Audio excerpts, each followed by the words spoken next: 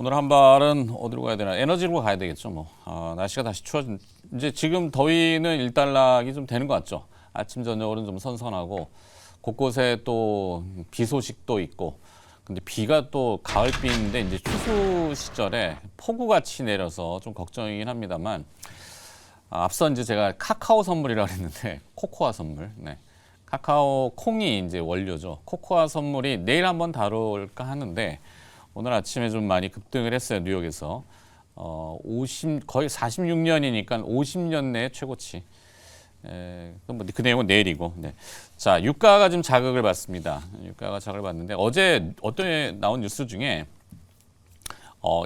느닷없이 일본 얘기를 가끔 해서 그렇지만 식량 안보 농업기본법을 25년 만에 개정 추진한다 그래요. 무슨 내용이지 갑자기 이랬더니 이제 식량에 대한 자급자족 이슈를 일본 내부에서는 상당히 큰 이슈로 받아들이는 모양입니다. 식량 위기 시 생산 전환, 유통 규제, 국내 생산 확대 이런 주된 내용인데 요미우리 신문하고 도쿄 신문이 어제 보도를 12일자로 했습니다. 근데 그 내용을 이렇게 보다가 에너지하고 식량 이거는 상당히 근간이죠. 근데 에너지 가격도 지금 자극을 분명히 받고 있어요. 뭐 아시겠지만 우크라이나와 러시아의 이 전쟁이 계속 길어지고 있는 가운데 러시아하고 사우디아라비아가 감산을 또 연장한다 그러죠. 근데 그 감산 연장할 때 보통 미국이 나서서 미국은 인플레이션을 또 피해야 되니까 그 비축유를 풀었는데 비축유하고 원유 재고가 40년 내에 이게 바닥을 치고 있습니다. 인벤토리라고 하는 어제 그래 또 미국의 이제 EIA 미국 에너지 정보청하고 국제 에너지 기구 많이 요즘 들어보셨을 텐데 IEA 모두 공급 차질에 대해서 우려감을 표방을 했습니다. 물론 궁극적으로 시간이 지나면 하락할 거라고는 하지만 당장의 문제죠, 당장. 그래서 이게 어떻게 풀어가야 될까? 우리는 일본처럼 그런 위기의식을 가지고 있을까? 항상 보면은 무사 안일주의라고 해야 될까요? 표현이 좀 그렇긴 한데 이게 아무 일이 벌어지지 않으면은 굳이 들고 일어나지 않아요. 일이 터지면은 다 들고 일어납니다. 그 공무원들을 제가 좀 비하하는 건 아닌데 우리나라 이 구조가 좀 그렇죠. 책임지는 사람은 없어요. 미리 대비해서 뭔가 전략을 세우고 매뉴얼하고 그럼 비용이 들고 근데 그 일이 안 벌어지면은 이거 누가 책임질 건데 돈 쓴 거 이런 되는 거죠. 그러면은 나중에 책임지는 사람이 없다. 책임지기 싫어하니까 벌어지기 전까지는 아무도 얘기 잘 안 해요. 근데 제가 느끼기에는 에너지하고 식량 문제는 계속 매해년마다 반복적으로 우리한테는 뭐 금융시장도 마찬가지. 왜냐면 이게 인플레이션이라는 물가를 계속 또 자극하기 때문에. 자, 다시 정리하자면은 좀 얘기가 엇나가면 안 되니까. 경제방송이니까 저희가. 자, 그래서 유가가 지금 자극받는데 유가 뒤에 숨어 있는 천연가스가 세게 움직이더라. 천연가스가 유럽 쪽에서 먼저 슬금슬금 오르기 시작하더니 급등세가 어제인가 8% 나왔고 오늘 아침에 뉴욕으로 넘어가서 나이맥스의 천연가스가 5% 또 급등했습니다. 겨울철에 이제 설령 추워지면은 북반구에 추워지면은 러시아가 또 가스관 잠근다는 얘기 또 막 할 거 아니에요, 그죠? 뭐 완전히 잠그진 않겠지만, 네, 하여튼 그렇습니다. 자, 그래서 뭐 이거를 주식시장으로 연결해가지고 또 뭐 정유업체 얘기하기도 그렇고 그냥 가스는 뭐 또 대성에너지 이런 기업들이 연결이 되더라고요. 대성에너지는 뭐 잘 아시는 분도 있겠지만 대구 지역 도시가스 공급업체 유가 상승에는 간접적인 영향권이 있고 우리 천연가스 가격에는 직접적인 영향이 또 있으니까 지난해 말에도 아마 이렇게 들썩들썩했던 것 같아가지고 또 반복되는 도돌이표가 돼서 자, 안타까운 현실입니다만 그렇다는 거.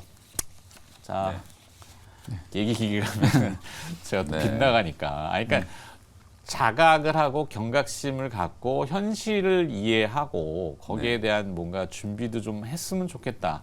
그러니까 금융시장은 항상 보면 넋놓고 있다가 이렇게 우르르르 갔다가 또 우르르르 갔다가 막 이러니까 좀 그렇습니다. 네. 일단 말씀드리기 전에 저희 뒤에 화면이 참 멋있네요. 왜요? 마치 우리가 정유시설 앞에 잠깐 전에 본 화면이 되게 멋있었다는 말씀 좀 드리고 싶고 겨울이 되면 분명히 또 에너지 대란이 벌어질 것 같아요. 여름에 전력 대란에다가 지금 각종 홍수와 뭐 폭우 뭐 이런 자연재해들이 정말 많았는데 올 겨울도 사실 좀 혹독한 추위. 이게 여름은 더 더워지고 겨울은 더 추워지고 이게 결국은 이상 기후 현상이 더 이제 심화되는 이제 과정이라고 이제 보고 결국 러시아 우크라이나 전쟁이 이렇게 이제 좀 장기적으로 좀 가면서 에너지 공급에 대한 이제 약간 그 왜곡을 좀 많이 시켜놓은 상태죠. 유가가 이제 좀 하락을 하다 싶었더니 이제 지금 어느덧 스물스물 88달러까지 올라왔고 말씀해 주신 것처럼 이제 연말까지 사우디라든지 러시아 주요 산유국들이 계속 감산을 하겠다라고 이제 으름장을 놓고 있는 상황이어서 유가는 계속 좀 상방으로 좀 자극이 되고 있는 모습이거든요. 그래서 결국은 이게 또 인플레이션하고 연결될 수밖에 없기 때문에 미국 행정부는 바이든 대통령이 지금 본인의 이제 치적, 에너지 가격 관리 잘했고 물가 떨어졌다. 그래서 이제 경제적으로 상당히 관리를 잘했다라고 이제 막 치적을 내세우려고 하니까 다시 이제 유가가 올라가고 있어가지고 이게 참 이제 곤란한 상황인데 이게 어려운 상황일 수밖에 없는 게 전략 비축률을 작년에 엄청나게 방출을 많이 했잖아요. 유가 잡으려고. 지금 이제 또 방출을 또 해야 되는 상황인데 전략 비축률 이제 재고가 거의 이제 뭐 최저치 수준까지 지금 떨어져 있는 상황이어서 40년 내 지금 최저치라고 하거든요. 네. 쉽게 이제 또 방출을 할 수도 없는 상황이에요. 근데 이제 그 전략 비축률가 사실은 채워야 되니까. 야, 그렇죠. 그러니까 채워야 되는데 지금 유가가 오르는데 또 거기다 채운다 그러면 더 자극받겠죠. 그렇죠. 그리고 또 이제 하나의 문제는 그러면 셰일 오일이라도 이제 파내야 되는데 바이든 행정부의 어떤 정책과는 정면으로 또 대치된다. 또 이게 설비 투자해가지고 파내는 데까지 시간이 너무 오래 걸리기 때문에 그것도 현실적인 대안이 될 수 없어서 유가는 이제 당분간 좀 상승 자극을 받을 수밖에 없을 것 같다. 뭐 이런 이제 말씀을 좀 드려야 될 것 같고 그런 측면에서 봤을 때 지금 천연가스 관련된 종목들이 분명히 움직일 수 있는 거예요. 우리나라에는 아무래도 원유 관련된 종목, 미국은 쉐브론이라든지 뭐 유럽은 BP라든지 이런 기업들 주가가 지금 올라가고 있습니다만 우리나라는 사실 이제 정유 관련된 종목들 S-오일이라든지 GS라든지 SK이노베이션 보면 사실 이제 딱히 뭐 투자를 할 수 있을 만한 그런 이제 자리는 아니라고 이제 보여지기 때문에 뭐 천연가스 관련된 종목들이 또 테마가 이제 부각이 되면 워낙 좀 강하게 움직이니까 대상 에너지가 이제 좀 좋은 대안이 될 수 있을 것 같고 저는 오늘 하나 좀 추가를 해보면 미국 시장에 오늘 또 조금 특징적인 흐름이 태양광 관련된 종목들 네. 그다음에 뭐 폐배터리 관련된 종목들 이런 종목들이 아무래도 유가가 올라가다 보니까 신재생 에너지 쪽으로 이제 좀 수급이 좀 옮겨가는 그런 모습이 분명히 좀 있었거든요. 그래서 OCI 홀딩스 좀 말씀을 좀 드리고 싶은데 주가는 정말 많이 빠졌어요. 최근에 이제 OCI 홀딩스가 고점 대비해서 지금 거의 30% 가까이 이제 조정을 좀 받으면서 완전히 그 7월 고점 대비해서 많이 좀 주가가 하락해 있는 상태인데 오늘 정도는 약간의 이제 좀 기술적인 반등이 좀 나오면서 단기 저점을 잡는 시도가 좀 나타나지 않겠는가 이런 생각이 좀 들어서 미국의 이제 태양광 관련된 종목들 좀 움직인 거하고 좀 대응을 해가지고 OCI 홀딩스도 같이 한번 참고를 해보시면 좋을 것 같습니다. 네. 자, OCI 홀딩스를 연관성으로 주었고 네. 이호 매니저의 생각은 네.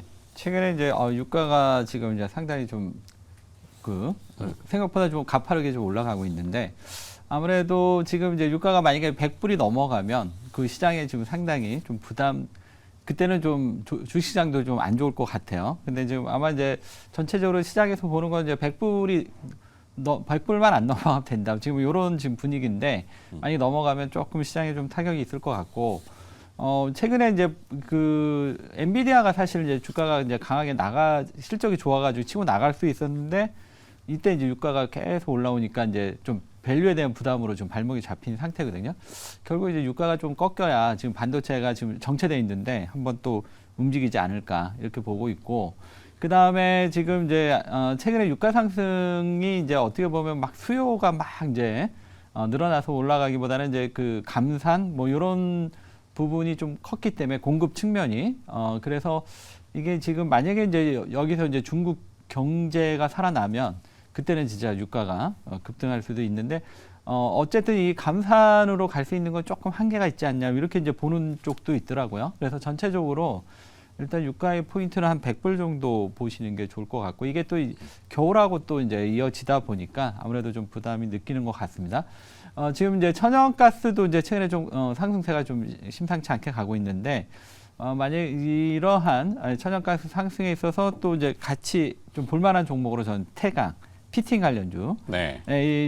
지난번 이제 러시아 우크라이나 전쟁 이제 초기에 이쪽 관련주들이 상당히 좀 셌었어요.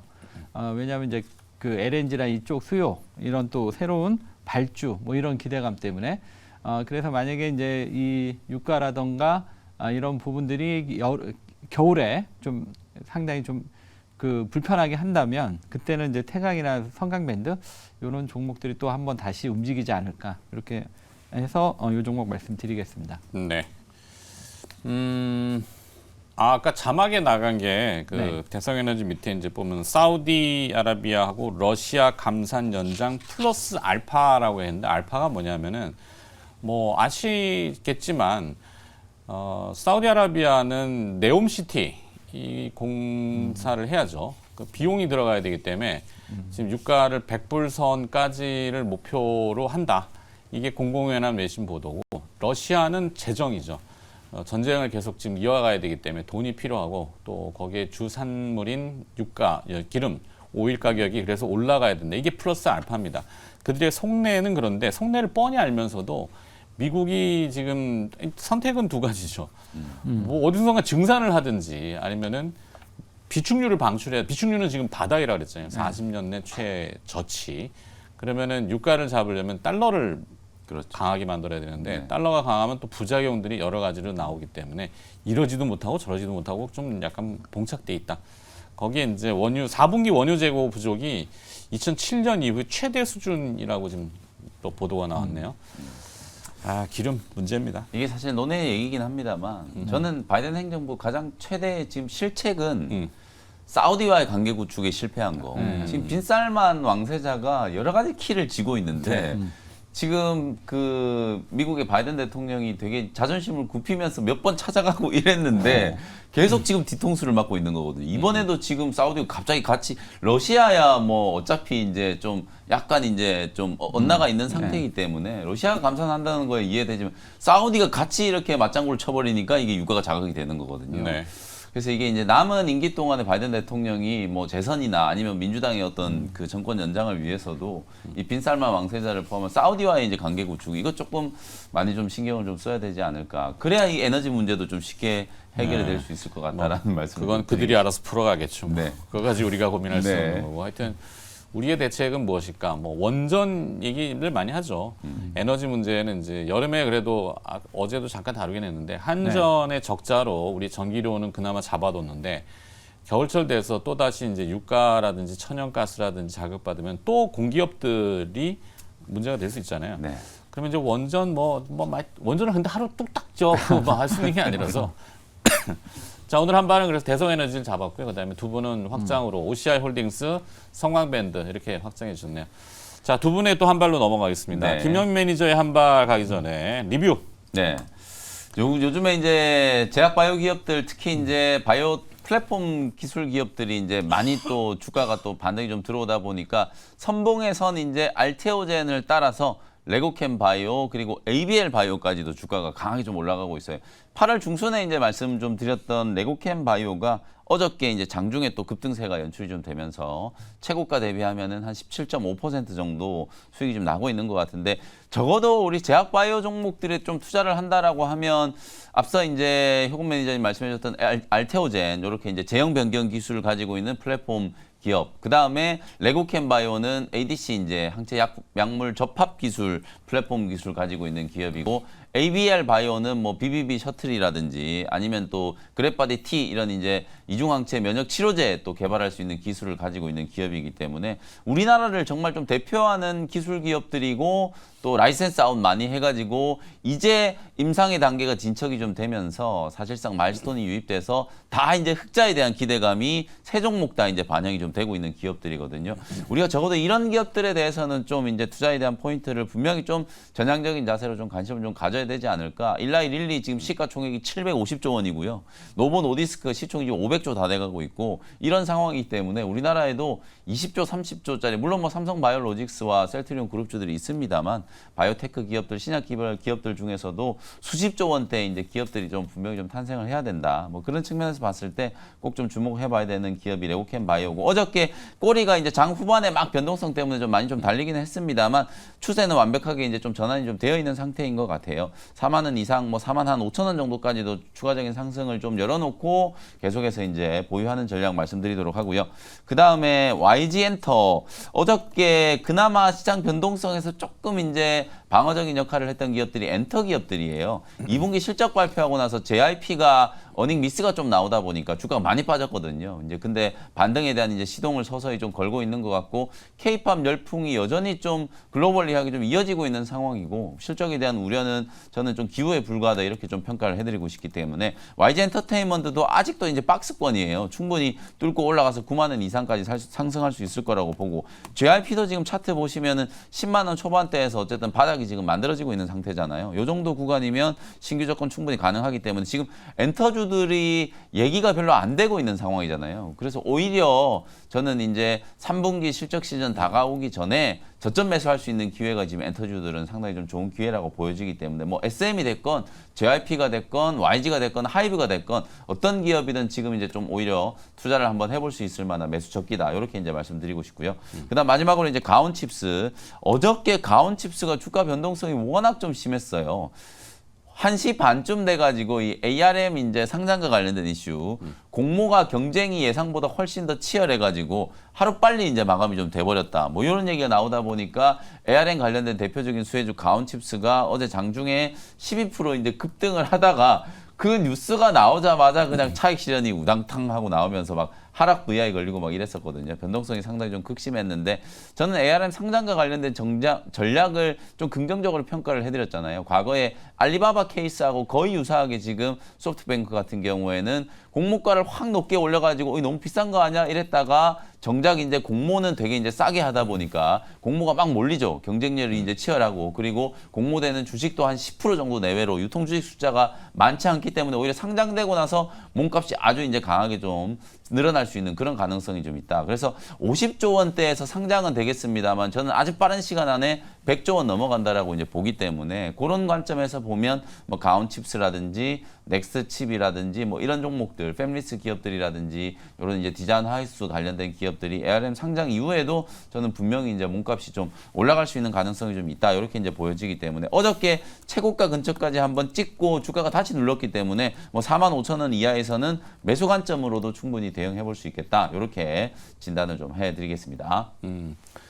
네.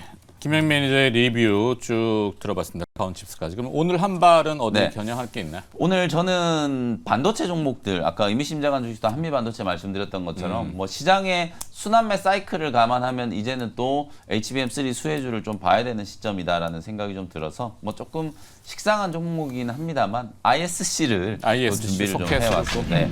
테스트 소켓 만드는 기업이고 일단 차트가 9만 원 지지를 좀 받았기 때문에 요 9만 원대에서 저점 이제 공략을 좀 해볼 수 있는 타이밍이다라는 생각에서 ISC를 좀 준비를 해왔어요. 반도체가 이제 불량이냐 아니냐 여부를 이제 판단하는 테스트 소켓을 주로 만드는 기업이 바로 ISC고요. 리노공업이라든지 최근에 또 주가가 아주 강하게 좀 급등했던 TFE 뭐 이런 기업들하고 거의 비슷한 사업을 이제 영위하는 기업이라고 보시면 될 것 같고요.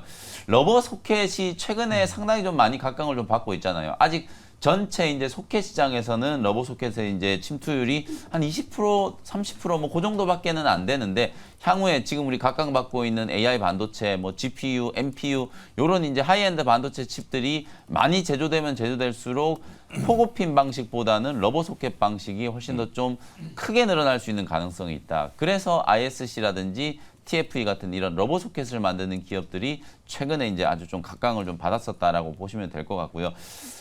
ISC 같은 경우에는 최근에 이제 최대 주주가 좀 변경되는 이슈가 있었잖아요. SKC로 이제 최대 주주가 변경이 좀 될 예정인데 SKC로 변경이 된다라고 하더라도 뭐 삼성하고 거래를 안 할 것도 아니고 그리고 글로벌리하게 지금 ISC 같은 경우에는 무려 400개가 넘는 이제 반도체 기업들하고 고객 관계를 유지하고 있고 러버 소켓 점유율이 지금 80% 이상의 기업이기 때문에 나름대로 HBM3와 관련된 이슈 속에서도 주도주 역할을 좀 할 수 있는 그런 기업이 ISC다. 이렇게 말씀을 좀 드려보겠습니다. 차트 보면서 이제 가격 전략 설명드려보도록 할게요. 지금 보시면은 지난 8월 달에 오버슈팅이 강하게 한번 진행이 되면서 11만 6,900원까지 이제 급등을 했다가 고점 대비해서 한 25% 조정받고 9만 원대 부근에서 지금 바닥이 좀 만들어지고 있는 상태이기 때문에 한 번에 다 사는 것보다는 바로 이게 올라간다라고 볼 수는 없기 때문에 좀 분할 매수 관점으로 9만 원대 뭐 떨어지면 조금 더 사고 이런 식으로 이제 분할 매수 관점으로 접근을 해보시면 될 것 같고요. 매수가는 9만 원 일단 기준을 좀 만들어 드리고 목표 가격은 11만 원, 손절 가격은 8만 원 정도로 가격 전략 참고해 보시면 되겠습니다. 네. 김명민 매니저는 그냥 일관되게 오늘 뭐 반도체 뭐 어차피 또 순환하니까 네. 뭐 그래서 그쪽으로 계속 한미 반도체를 그 의미심장한 주식으로 연결했고 그다음에 본발의 한 발로는 ISC라는 기업을 선정해 주셨습니다. ISC의 네. 소켓에 대해서는 어떻게 네, 뭐 그 보시겠나요? ISC는 뭐 회사는 이미 어느 정도 이제 시장에서 검증이 됐고 음. 이제 주가가 이제 언제 움직이느냐 뭐 이제 이런 부분인데 지금 이 종목의 흐름을 보면 이제 엔비디아랑 이제 흐름이 좀 맥을 같이 하더라고요. 그래서 지금 엔비디아가 좀 쉬고 있는데 제가 보기에는 오늘 CPI 발표되고 나면 다시 한번 좀 반도체 흐름이 움직이지. 아니 최근에 또 반도체가 이게 잘하게 조금씩 막 움직이고 있어요. 그러니까 네. 여기 최근에 뭐 시장의 막 변동 속에서도 좀 자리를 잡아가고 있어서 저는 CPI 이후에는 또 다시 한번 반도체 흐름이 나오지 않을까 이렇게 본다면 지금 시점이 또 ISC 또 들어가도 좀 적절한 시점이 아닐까 이렇게 보여집니다. 그래서 전체적으로 지금 저는 이제 CPI 이후에 봐야 될 업종은 반도체다 이렇게 보고 있기 때문에 ISC 지금 이 시점에서 들어가는 거 좋다 이렇게 말씀드리겠습니다. 좋습니다. 네. 자, 그다음에 이호근 매니저 한 발 또 리뷰 봐야죠. 네네. 실리콘2부터 볼까요? 예, 예. 요 실리콘트는 손절이 하락했네. 돼가지고 예, 차트 잠깐 보시면 음. 일단 손절은 됐지만 9월 6일 날 예, 예. 근데 지금 추세는 크게 무너지지는 않았어요. 음. 그래서 추세는 여전히 살아 있고 그다음에 이 회사를 이제 제가 했던 거는 이제 이 회사가 구조적으로 이제 성장하는 이제 성장 초기에 있어서 그래서 이제 소개를 해드렸는데 최근에 이제 단기적으로 조금 시장이 노봇이나 몇몇 종목 빼놓고 좀 지지부진하다 보니까 약간 조정에 들어간 것 같아요. 그렇지만 연말에 이제 쇼핑 시즌이 시작이 되면 그때는 또 한 번 실리콘트가 좀 강한 상승이 나올 수 있다 이렇게 보고 있습니다. 다만 이제 연말 그 쇼핑 시즌까지는 조금 시간이 있어서 단기적으로는 조금 조정 흐름이 좀 더 진행될 것 같아요. 뭐 하락 조정이 아니라 행보 조정. 그래서 뭐 단기로 접근하신 분들은 반등이 나왔을 때 일단 팔고 나오는 게 좋고요. 아니면 연말까지 보시는 분들은 뭐 들고 가도 기업이 실적이 나오고 있기 때문에 괜찮다 이렇게 말씀드리겠습니다. 네. 그 다음에 이제 두 번째 종목은 세코닉스? 세코닉스. 예, 세코닉스 보도록 하죠. 최근에 이제 자율주행 쪽이 핫한데 자율주행에 있어서 이제 그 가장 이제 눈에 띄는 건 이미지 센서 관련 카메라 뭐 이런 쪽. 그 다음에 세코닉스와 같은 강하게 강점을 갖고 있는 카메라 그 렌즈의 강점을 갖고 있는 세코닉스. 저는 그렇게 보고 있거든요. 그래서 세코닉스가 지금 이제 그 가격이 8,000원대고 시총이 좀 작다 보니까 약간 이 부침성이 좀 커요. 그게 이제 좀 단점이긴 한데 그래도 이렇게 지켜야 될 자리는 딱 지키고 있어서 어느 정도 21선 이격이 좀 좁아지면 그리고 지금 자율주행 쪽은 계속 지금 시장에서 이야기가 하자가 되고 있기 때문에 결국은 이격 조정 이후에는 한 단계 레벨업 된다 이렇게 보고 있습니다. 그래서 계속 보유 전략 말씀드리겠고요. 그 다음에 이제 세 번째 종목 한올바이오파마. 한올바이오파마는 이제 그 오랫동안의 박스권이 돌파가 됐어요. 그래서 지금 이 회사는 뭐 나름 저력도 있고 그다음 기술력도 있고 그리고 다만 이제 타이밍이 문제였는데 요번이 그 타이밍이 아닌가 해서 말씀을 드렸던 거고 일단은 이제 그제 상승에 따라서 이제 좀 하루 이틀 조정의 흐름은 나올 수 있지만 어느 정도 조정 후에는 다시 한번 상승 흐름 나갈 수 있다 이렇게 보고 이 종목도 보유 전략 말씀드리겠습니다. 네. 네.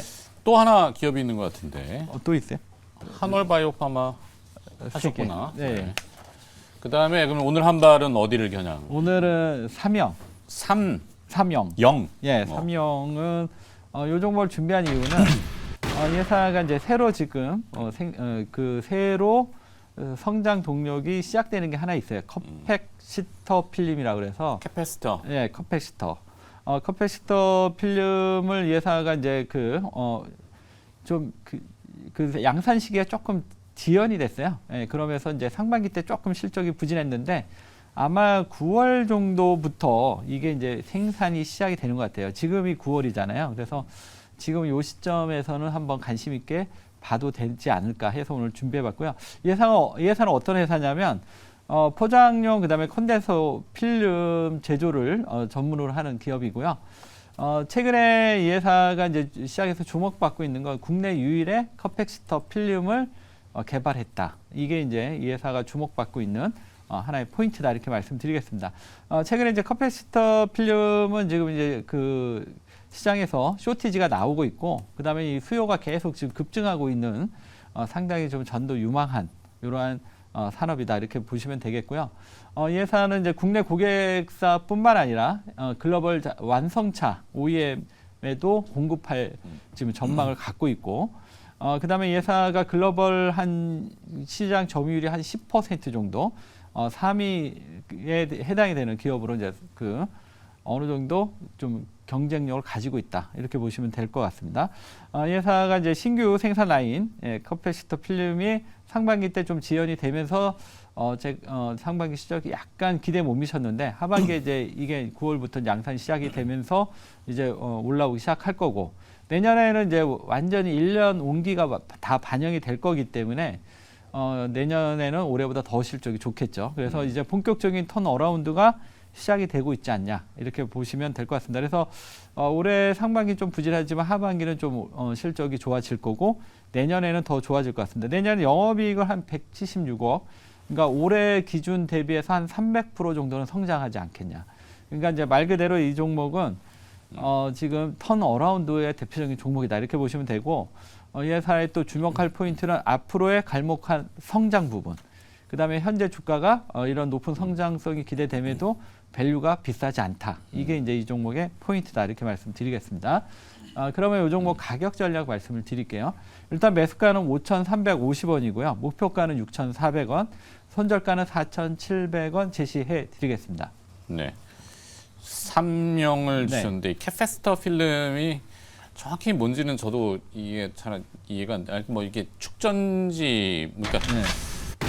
컨덴서라는 게 이제 뭐 전원 스위치, 조그마한 스위치, 뭐 MLCC도 그렇고, 이게 전기가 잠깐 머물고 있다가 필요할 때 쭉쭉 보내주는 그게 이제 캐패시터라고는 알고 있는데, 필름 형태라고 하니까 조금 이해는 잘 안 되지만, 네. 김영민 매니저가 생각하는 사명은 뭐 초방막 이제 캐패시터 필름 양산을 이제 시작하는 단계고, 그렇게는 나와 있는데, 네, 지금 9월 달에 이제 세팅이 다 됐다라고 이제 보도가 나온 것 같아요. 그래서 이제 아마 4분기 때부터는 본격적으로 이쪽 전기차 쪽 이제 캐패시터 매출이 이제 인식이 좀 될 거라서, 요즘에 이제 전기차 기업들이 별로 좋지는 않잖아요. 에코프로 그룹주들이 워낙 좀 부진하다 보니까 전기차 소재 부품 종목들이 썩 좋지는 않은데, 이게 지금 시가총액이 2천억이 채 안 돼요. 네, 그럼 소형주. 네, 내년에 이제 밸류를 감안을 해보면 이게 너무 싼 거죠. 사실 지금 이제 성장 전망대로만 잘 움직인다라고 하면 아무리 못 가도 시총 한 5천억 정도는 이제 가야 되는 종목이거든요. 그러니까 최근에 이제 다른 종목이 좀 약세 구간인데도 불구하고 지금 삼형 같은 경우에는 뭐 나름대로 괜찮은 추세가 이제 만들어지고 있어서 저평가된 종목을 상당히 좀 잘 발굴을 해주신 것 같고, 좀 뭐 가벼운 종목이니까 또 이슈가 한번 부각되면 또 크게 한번 또 상승을 할 수도 있지 않을까, 이런 의견을 좀 드리겠습니다. 알겠습니다. 그렇게 정리하도록 하겠습니다.